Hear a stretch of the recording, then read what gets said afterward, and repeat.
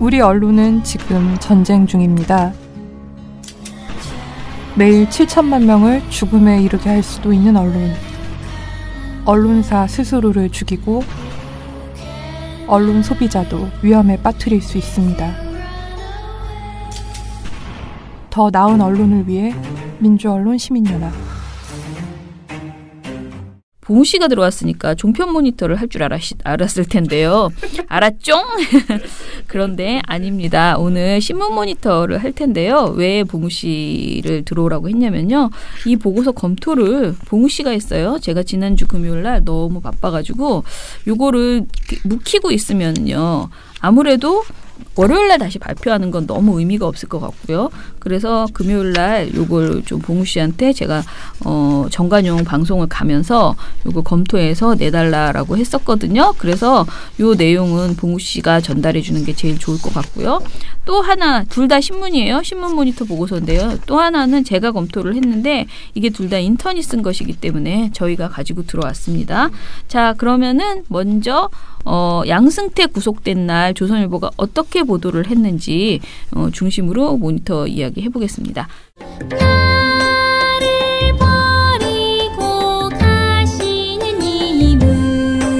민원연 신문 모니터. 도둑이 재발 저린다 특집. 조선일보? 조선일보가 도둑. 네.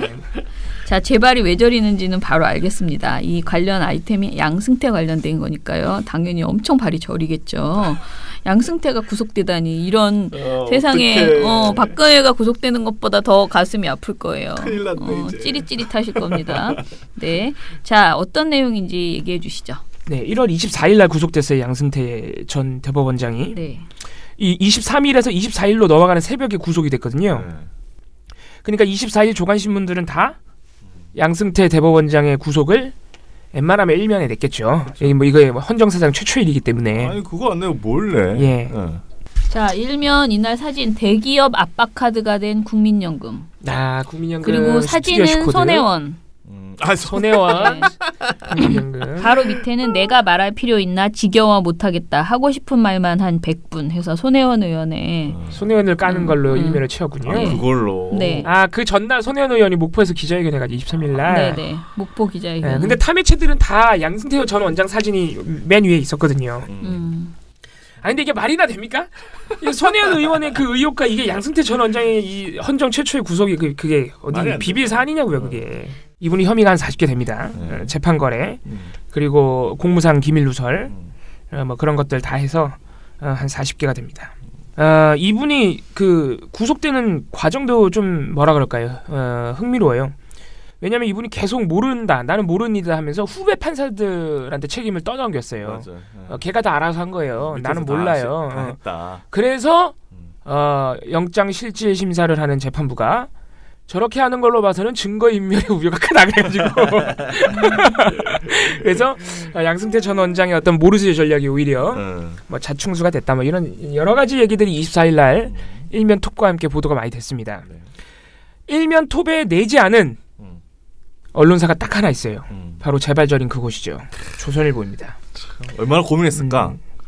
고민 안 했을라나? 글쎄요.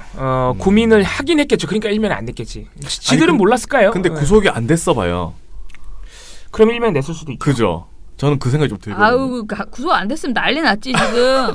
일명 싹 쓸고 막 그 사설 쓰고 이런 니네들의 호들갑을 반성하라. 막 이러면서 난리 났지. 양승태는 죄가 없다. 착잡하네요. 그런 얘기를 들으니까. 그렇죠. 아니 그랬을 것 같아요. 그러고도 남지. 이미 써놓지 않았을까? 다른 신문사들이 얼마나 이거를 중요하게 여겼는지 일면 보도들.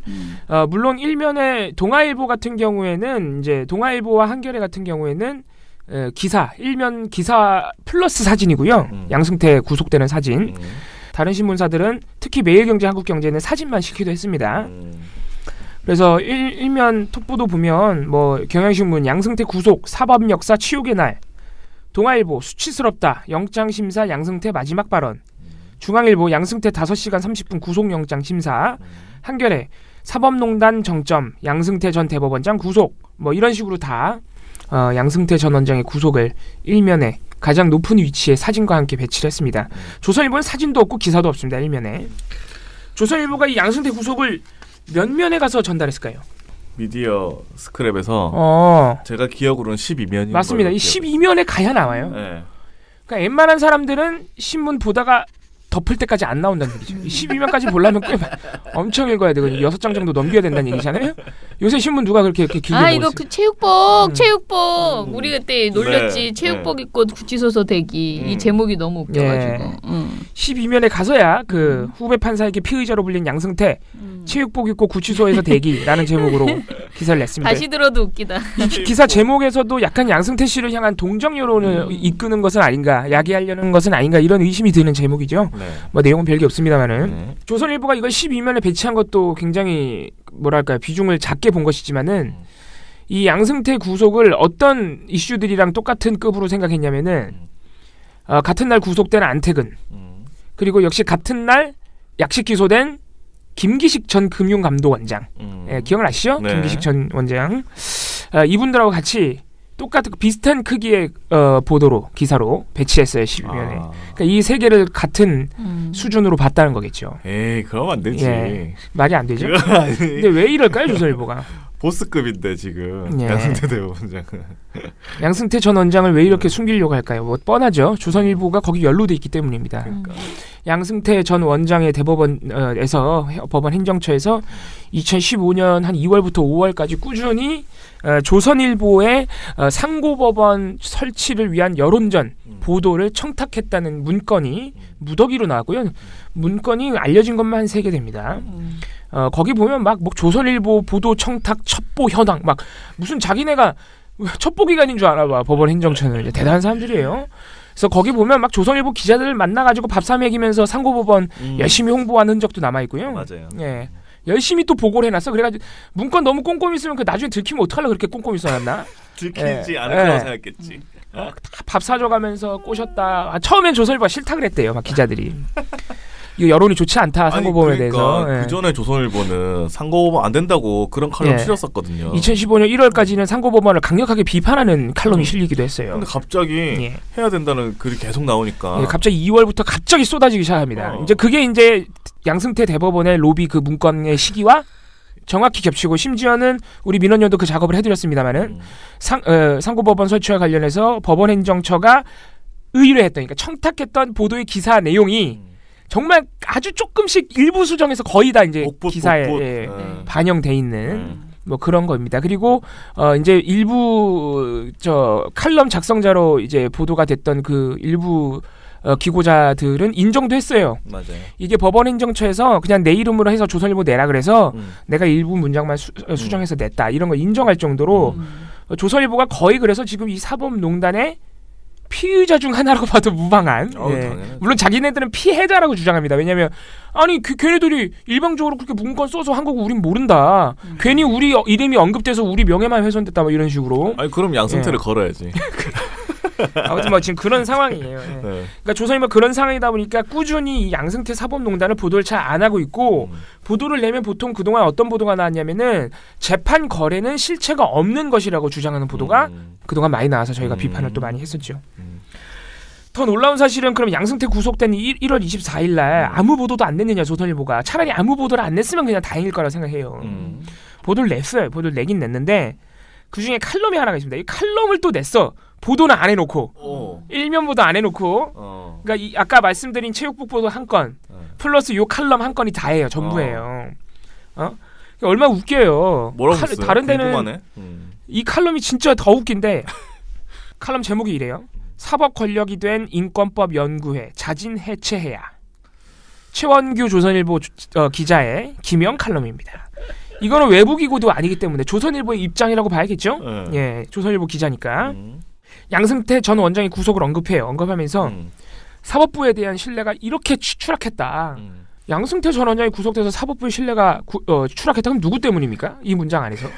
그거는 양승태 때문 아니에요? 선후 관계가 바뀌었네. 네. 아니 어쨌든 간에 양승태 구속으로 인해서 사법부에 대한 신뢰가 하락됐다. 물론 선후 관계도 이상하지만 이 문장 안에서 어쨌든 사법부의 그 신뢰가 떨어진 건 양승태 구속 아니에요. 양승태 때문이잖아요. 그쵸. 근데 갑자기 이분의 결론은 인권법 연구회 때문이다. 왜? 그게 왜 나와? 거기서 그게 왜 나와? 인권법 연구회의 그 진보적이라고 하는 판사들이 계속해서 정치색을 드러내면서 아무것도 아닌 일 가지고 사법 적폐라고 하면서 지금 이 사건을 막 끌어내고 지들이 뭔데 그 사법농단 연루된 판사들에 대한 탄핵을 청원하고 이런 월권 행위를 했기 때문에 인권보안 연구회가 해체해야 한다는 겁니다. 아니 정치색 드러난 거는 양승태죠. 난 모르겠어요. 거기 그러니까. 정권에 딱 붙어가지고 이분이 정말 대단한 분인데 좀 읽어드릴게요. 사법농단 수사를 위해서 검찰을 끌어들인 게 결국 사법부 주류 세력 교체를 위한 것 아니냐는 의문을 지우기가 어렵다. 요즘 서울 서초동 변호사들 만나보면 사건 의뢰인들이 판사가 인권법 연구회 출신인지부터 묻는다. 고한다. 열이면 8 정도가 그런 말을 한다. 과거에는 판사의 학맥과 인맥을 따졌는데 이제는 성향부터 묻는다는 것이다. 판결에 판사 성향이 개입될 수 있다고 소송 당사자들이 느끼는 건 심각한 문제다. 누가 재판을 신뢰하겠는가? 우리 여태까지 느꼈는데. 네. 우리 지금 몇 년 동안 계속 심각하게 느꼈는데 어쩌면 좋아. 그렇다면 이 연구회 소속 이 연구회 소속 판사들은 자중해야 한다. 그런데 오히려 특정 성향을 노골적으로 드러낸다. 재판이 곧 정치라고 말을 하고 포털 사이트에 사법행정권 남용 의혹 사건에 연루된 법관들의 탄핵을 청원하는 글을 올리기도 했다. 사법부 독립을 해쳤다면서 전임 양승태 사법부 대법원장을 적폐로 몰아붙인 이들이 이렇게 완장찬 홍위병식 언행을 하는 것은 또 다른 적폐이다. 그러니까 양승태 사법부를 적폐로 몰아붙였기 때문에 이 인권법 연구회가 해체해야 된다. 그러니까 조선일보는 양승태 대법원의 사법농단을 인정하지 않고 있는 거죠. 여전히. 그거를 까발린 사람이 잘못됐다고 하고 있잖아요. 그게 잘못된 양승태가 아니라. 대단한 분이죠. 이분 말이 참 웃긴데 사법농단 수사를 위해서 검찰을 끌어들인 게 무슨 이 사법부 주류세력 교체를 위한 꼼수래요. 이분 주장이에요. 근데 말이 안 되는 게 사법농단을 수사하려면요 검찰을 끌어들이는 게 아니라요. 사법농단을 수사할 수 있는 권한이 이 나라에 검찰밖에 없어요. 그러니까 이상한 분이야. 누가 수사해 그럼 안 끌어들이면. 너무 이상한 거예요. 말 하나하나가 이분 주장이 지금. 잘못해도 그 가만 놔두라고? 네. 놔두라는 거죠 지금. 괜히 왜 끌어내가지고 이렇게 사단을 만드냐 뭐 이런 주장이죠. 그러니까 이거 꺼낸 놈 누구야? 이거 아니야 또. 네. 전형적인 개꼰대 논리. 예. 그리고 뭐 변호사들을 만나면은 요새 사건 의뢰인들이 학맥 인맥 판사의 학맥과 인맥을 따지지 않고 인권법 연구회 출신인지 묻는다고? 학맥 인맥 따지는 게 더 이상한 거예요. 그 학맥 인맥 따지는 건 괜찮아 그럼? 아니 인권법 연구회 출신인지 따지는 건 좋은 현상 아니에요? 아 판사님 얼마나 좋은지 따져보는 거 아니야? 예? 아 훌륭하신 분이네. 그럼요. 양승태 전 원장 같은 분이야말로 성향이 문제가 되는 분이죠. 그렇죠. 예? 아무튼 뭐 학맥 인맥 따지는 건 문제가 안 된다는 식의 이런 저급한 인식도 이렇게 가감없이 노출한다는 것에 진짜 저는 깜짝 놀랐습니다. 이런 식의 칼럼이 양승태가 구속된 날 이런 칼럼이 나온다는 게 어떻게 보면 대단하죠. 조선일보는 자기네 속내를 숨기지 않겠다는 거잖아요. 그러니까 같이 간다 이거잖아. 예. 끝까지. 아무튼 참 웃기는 일입니다. 그리고 이분이 얘기했던 인권법 연구회 판사가 포털 사이트에 사법행정권 남용 의혹 사건에 연루된 법관들의 탄핵을 청원했다 라면서 이분이 욕한 거잖아요. 지금 조선일보가. 이것도 되게 웃긴 게요. 이 청원글이 뭔지 우리 인턴분이 찾아냈어요. 왜 찾아냈느냐? 조선일보가 보도를 했거든 이미. 그러니까 이미 예전에도 보도를 했어요. 인권법 연구회 판사가 이런 짓을 하고 다닌다고. 그래서 자기네가 캡처까지 해서 올렸어. 근데 이게 너무 웃긴 게 뭔지 아세요? 이 청원글의 첫머리가 사법농단 연루 판사들에 대한 징계를 솜방망이로 하고 있는 김명수 대법원장을 비판하면서 시작해요. 인권법 연구회 판사가 똑같은 인권법 연구회 선배를 비판하면서 시작한다고요. 훌륭한 거 아니에요? 대단하네. 이 정도면은? 근데 이분이 도대체 그러니까 이 판사가 뭘 잘못했다는 거야? 그러니까 조선일보의 생각은 사법농단을 자꾸 수면 위로 드러내서 문제 삼으려는 사람들이 다 잘못됐다는 거예요. 이 조선일보 주장은. 그러니까 인권법 연구에 그걸 앞장서서 했으니까 사실 앞장서서 했으면 영웅이나 다름없는데 그렇죠. 조선일보 눈엔 그게 영웅이 아니라 적폐라는 거죠. 거기에 더하기 어디 갑이 후배들이 그렇죠. 선배를 개꼰대식 발상. 이게 뭐야. 아무튼 이게 양승태 구속된 날 이런 식의 보도 양태를 보였다는 것은 어떻게 보면 참 당당하다. 그래. 일관성 있어 좋다 이런 느낌도 듭니다. 그러네요. 뭐 특정 이건 뭐 프레임도 아니고 우리는 그냥 양승태랑 같이 가겠다 이런 의지니까 아무튼 우리가 아까 말한 사법 권력된 인권법 연구의 자진 해체해야 이 칼럼이 법과 사회에 들어있잖아요. 코너가 예. 법과 사회. 네, 코너 이름이. 예. 근데 이 법과 사회가 바로 그동안 많이 베꼈던 어떤 문제가 됐던 칼럼들이 여러 번 들어있었어요. 그러니까 법원 행정처에서 청탁한 기사 칼럼이 뭐 여러 이 가지 법과 사회에서 이야기들이 많이 여기에서 많이 나와가지고 굉장히 의미 있는 그 칼럼인데 그러니까 우리한테 의미 있어요. 법과 사회를 되게 여러 번 봤거든요. 그런데 딱 여기에서 이 이야기를 하니까 굉장히 우스꽝스럽네요. 그리고 사실 이거는 그 보도지침 때 우리 한승현 변호사가 그렇게 얘기하셨다 그랬잖아요. 변호하면서 불났다고 신고한 사람을 잡아가는 격이라고. 딱 그거잖아. 불났다고 신고한 사람한테 왜 불났다고 신고했냐고 지금 막 항의하고 있는 거의 그런 수준의 기사여가지고 참 개념 없습니다. 네. 근데 또 그게 이때까지 또 먹혔잖아요. 지금까지. 그러니까. 신고한 놈 나와 해가지고 신고한 놈 두드려 패는 거죠. 네. 지금 맨날 그랬죠.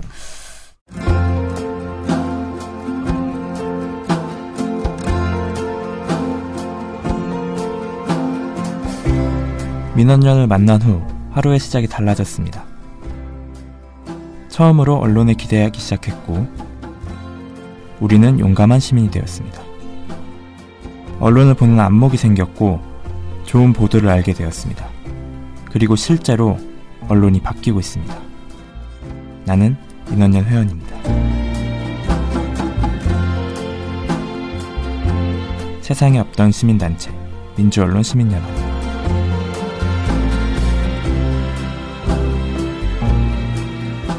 자, 하나 더 해볼게요. 같은 날 보고 저희가 발표를 한 건데요. 같은 날 발표를 한 건데요. 주유수당 주고 싶은지 사업주에게 물은 데이터, 보도 가치가 있을까라는 제목입니다.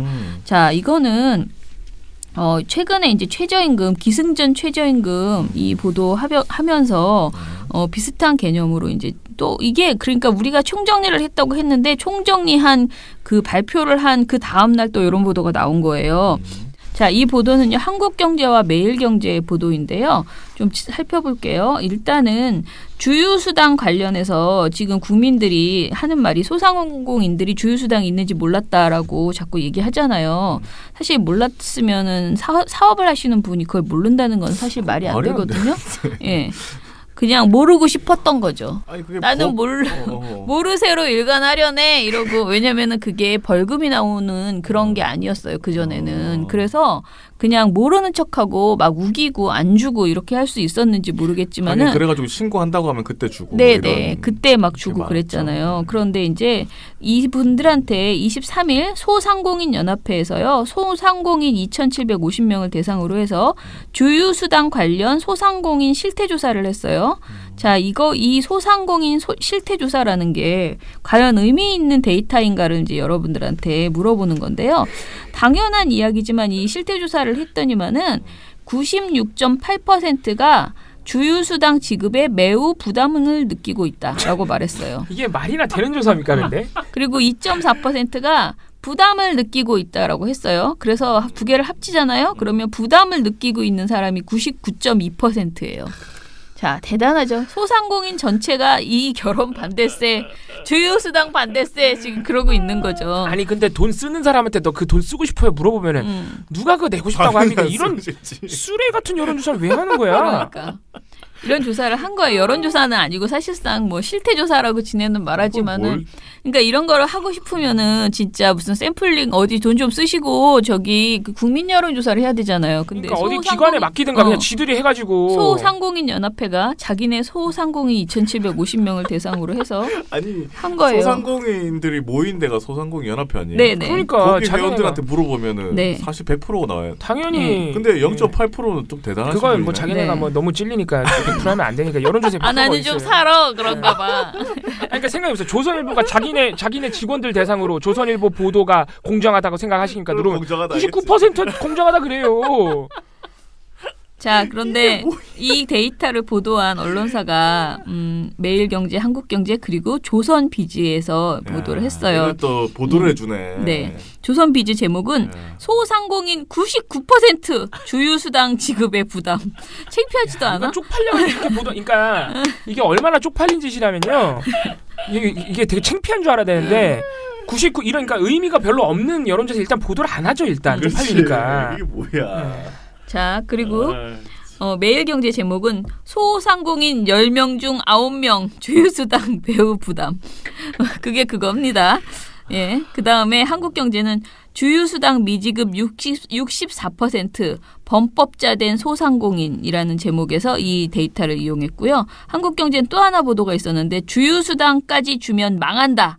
편의점 PC방 알바 쪼개기로 버텨. 자, 이런 신문들을 보면 한마디로 문재인 정부 들어서 최저임금이 오르기 전에 우리나라는 소상공인들이 법적으로 줘야 하는 주유수당을 이렇게 지급하지 않고 어떻게 해서든 뭐 이렇게 여러 가지 행동을 했다라는 것을 볼 수 있고요. 문제는 여기서 말하는 쪼개기 알바라는 거 있잖아요. 이게 과연 최근에 올라서 생긴 새로운 수법이냐?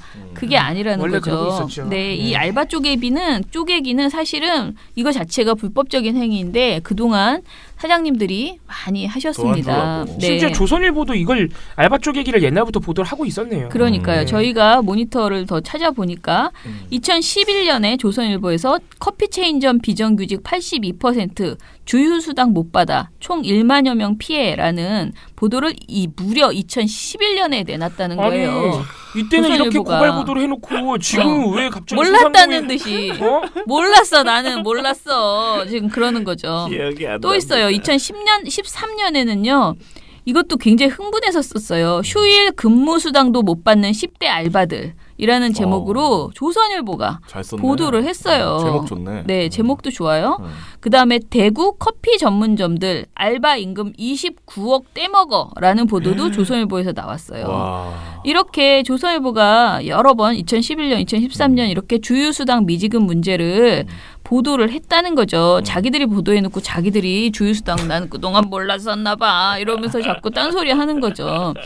자, 한국경제는 쥐꼬리 임금도 보호 못 받는 편의점 알바라는 보도를 2012년에 내놨고요. 그리고 서울 알바생 주유수당 받는다 26%에 불과 매니저에게 성희롱 당하고 돈 뜯기고라는 제목의 보도를 2015년에 냈습니다. 그러니까 다 알고 있었다는 소리죠. 지금 와서 이거를 우기려고 하다 보니까 마치 주유수당이 막 하늘에서 뚝 떨어진 것처럼 그리고 그동안 우리는 몰랐는데 어머 이거 줘야 돼? 이런 식으로 지금 능청을 떨고 있는 거잖아요.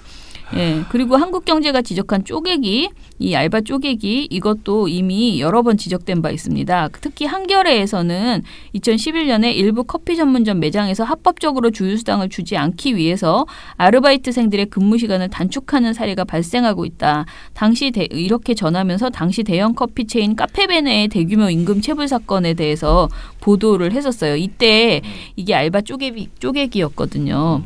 자, 제 결론은 뭐냐면은 이런 데이터를 어떻게 창피한 줄 모르고 이거를 보도를 하냐라는 거예요.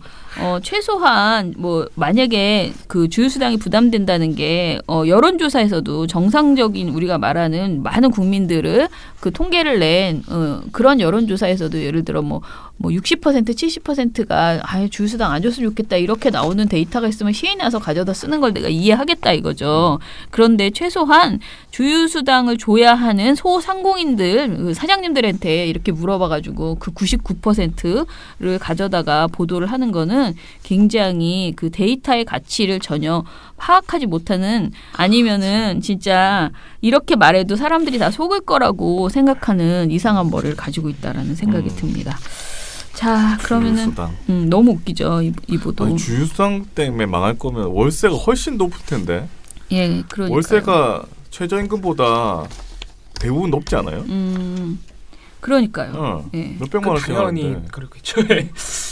참. 그 얘기 하는 데는 또 못 봤네. 네. 아무튼 재미있습니다.